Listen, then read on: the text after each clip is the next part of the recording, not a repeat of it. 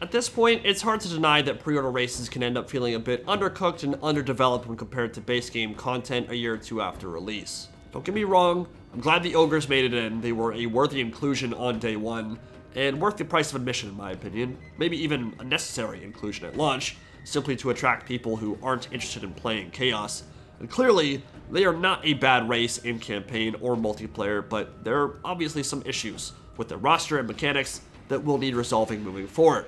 The big problem, of course, is that while I fully expect them to get support and additional content in the future, it's unlikely CA will be in any hurry to do so, because dropping Thunder Tusks or new legendary lords like Gark Ironskin as paid DLC anytime soon for them would kind of be a bad look, which is where modders come in to save the day once again.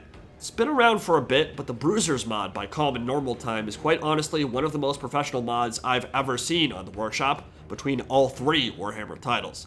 It's kind of insane the level of polish on display here, and more than anything, it's a must-have for Ogre campaigns because it adds a ton of flavor and variety you'd otherwise be lacking with that default roster. Generally speaking, this kind of content can feel like obvious kit bashes of pre-existing assets, right? When you repurpose a bunch of stuff already in-game that wasn't meant for that specific purpose, it sticks out like a sore thumb. Most of this doesn't, and in fact a lot of it seems like it was built wholly from scratch, which gives it a feeling of authenticity, like it's official. So I figured we'd showcase the mod a bit, talk about the archetypes on offer, and how they could best be utilized in battle.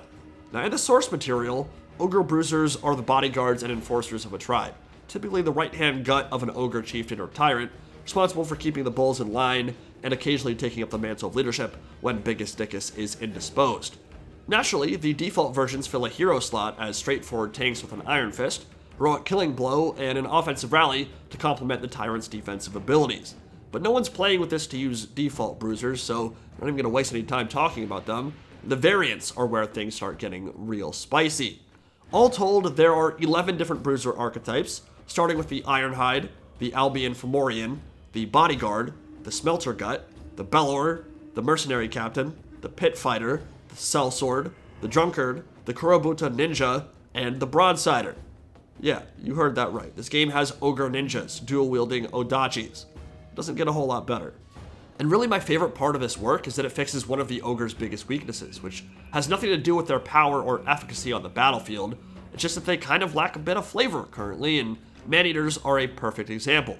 Man-eaters in the lore are mercenaries who travel the world in search of plunder and food, adopting elements of the culture surrounding them, taking on weapons, equipment, and characteristics of their new homeland. But in Warhammer 3, they're only rocking that Sartosan pirate sellsword aesthetic, which is a fine look, but it's just kind of scratching the surface of those who would travel to Araby, or Nippon, Cathay, the Empire, or beyond. And there are famous tabletop models that reflect that diversity, like the Ogre Ninja, that are brought to life here for the first time. And with this setup, you can pick and choose the combat styles and visual flair of each of your heroes, customizing them to a much greater level than you could with any of the default vanilla characters in the base game, and you can tailor them specifically to meet your army's needs, which is super fun. So let's walk through each of these bruiser variants and discuss what makes them unique and distinct from each other. Naturally, they share some of the same base kit. They are all bruisers first and foremost. Pulverize, Nalbar Thiefstone, and Greedy Fist are shared across most or all of these versions. But beyond that, they begin to diverge and fill out different roles from a battlefield perspective.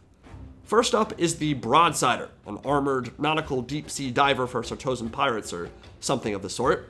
Imagine he lugs this big gun around to fight the monsters of the deeps while searching for sunken treasure using gunpowder that's somehow immune to wetness. Don't know if you'd be able to fire that underwater, but looks like he can. Doesn't have to worry about it here though, because he's on land and he's a pretty cool guy who doesn't afraid of anything. Essentially a leveled up lead belcher hero, suppressing enemies and clearing out hordes with his shrapnel cannon. Not much to say here, honestly. He's the only bruiser variant with long-range firepower, so if you have an artillery-based army with iron blasters and lead belchers, it might make some sense to plop a few of these dudes in your army to help supplement the carnage. Next we have the Drunkard, who spends his days in a hazy stupor, which means he needs to consume pretty much his weight in alcohol daily just to start feeling a buzz. Comes equipped with Whiskey Breath, an AoE ability similar to Wrath of Petrov from Cetra that surrounds him in a cloud of noxious flammable liquid, dealing damage over time. Some of these kill and idle animations, by the way, I have no idea where they come from. I don't know if it's just clever rigging from already existing assets or if they created their own. but a lot of it is seriously impressive. And of course the model work is, yeah, you've already seen it, it's pretty gorgeous. Then we go to my personal favorite, the Kurobuta Ninja, straight from the ancient dojos of the Far East. His dual odachis are glorious Nipponese steel, superior weapons that can cleave reality in twain because they've been folded 10,000 times and forged in the fires of Mount Doom. I like to imagine this dude as a neckbeard otaku, cosplaying as a great warrior, but the reality is he actually is one. He has devastating flanker, a powerful character sniping debuff in backstab, poison, a 20% dodge chance, and stalk, allowing him to outflank artillery crews stealthily, then dive on opponent's back line, and potentially outduel your heroes and lords. Everything you would expect from an elite ogre ninja is exactly what the Kurobuta offers. Dude is awesome. Next we have the Sellsword, a whirling dervish corsair from Araby, rocking dual scimitars for that hefty bonus versus infantry. Swift Step gives him speed boosts and vigor reductions as he stays light on his feet, while Whirling Dervish gives him scaling melee boosts when he wades into close quarters combat. The longer he stays there, the better he gets as he settles into that killing rhythm.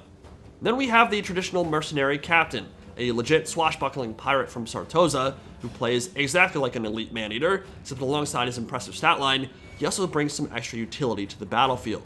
Big time boost to nearby friendly artillery and range units, so if you paired him with Broadsiders or Iron Blasters, you're getting serious bang for your buck, but you can also replenish their ammunition like a gunnery captain from the Vampire Coast, which is a big deal because he's got great combat performance and decent shooting from mid-range as well. I've seen him kill 6 or 7 models in a row, so if you stack him up on a flank and fire down the length of the enemy battle line, you can cause some serious carnage with that mid-range pistol too. Kind of an all-arounder and maybe the most useful archetype of the bruisers we've covered thus far, just because he synergizes so well with a variety of different builds and can buff up range to the extent that he can. Granting extra ammunition, especially for a unit that's so powerful like an Iron Blaster, can pretty much change a battle in your favor. That's a big deal for sure. Now the Fomorian is an interesting one. This is a purely defensive bruiser type hailing from the mist-shrouded shores of Albion, wielding a massive slab shield. This thing grants gold level missile protection, meaning focus fire is largely wasted on him, and just like Ogre in the Darkside beta, he can enter a bulwark state, slowing down by 50% and cutting his own melee attack down by 24%, but permanently increasing his melee defense while he remains in that stance. If you just need something super tanky to hold the line and force your enemy to blob while you explode it with artillery, Fomorians are probably going to be a decent choice. Not a lot of killing power on them, but super tanky and hard to kill.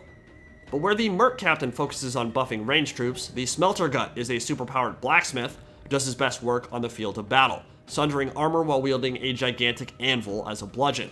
You can receive the weapons of your lords and heroes, returning them after a 5-second debuff duration, doubling their effectiveness for a minute. 100% extra weapon damage for a minute is a big time buff to your heavy hitters. Someone like Greasus, who obviously has issues getting on target, but has a crazy weapon strength value, you double that, if he's on target, he's going to be shredding through stuff like Kolek in seconds flat.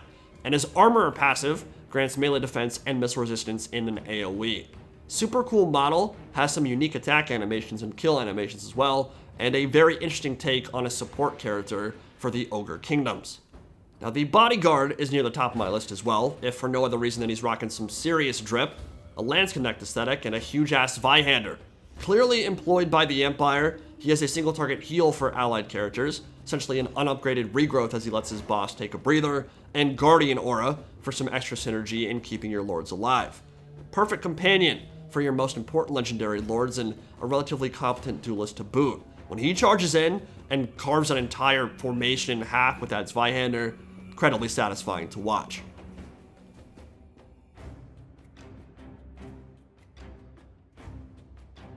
Next up, we have the Bellower, a standard archetypal, standard bearer, meant to rally your forces and inspire them to new heights of glory. Melee attack, charge bonus, leadership, and immunopsychology for anyone nearby when he bellows. He's got a cool model, a cool mohawk, some cool animations, but not sure he'll be one of the more popular choices on this list. But then there's the Ironhide, and I think maybe if we took a poll here, he'd be the majority of your favorites, outside of potentially the Ninja. Presumably from the Ironskin tribe in the Mountains of Morn, this faction of ogres is known for their ties to Zarnagrun and the Chaos Horse, and as their name and backstory might imply, they're heavily invested in the iron trade. As a result, their iron guts and lead belchers are amongst the best in the world. clad head to toe in thick plate and all but impervious to conventional attack.